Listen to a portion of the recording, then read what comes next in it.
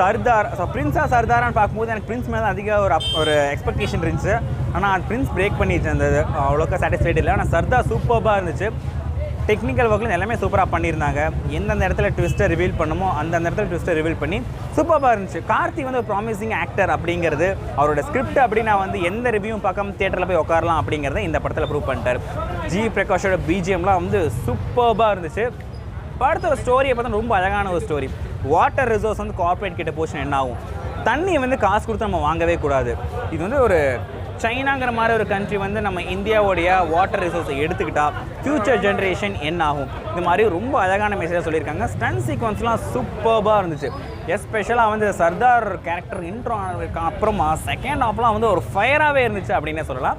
So எந்த இடத்துலையுமே குறை தெரில, ரொம்ப நல்லா இருந்துச்சு. இப்போ கார்த்திக் வந்து இது இன்னொரு பிளாக் பஸ்டர் ஹிட் ஆகும். அண்ட் பிஎஸ் மித்ரன் வந்து இனிமேல் இரும்பு திரை பிஎஸ் மித்ரன் இல்லை, இனிமேல் சர்தார் பிஎஸ் மித்ரன் தான். சூப்பராக இருந்துச்சு. கண்டிப்பாக தீபாவளி வினர் சர்தார் தான். என்னோட ரேட்டிங் 3.5 out of 5.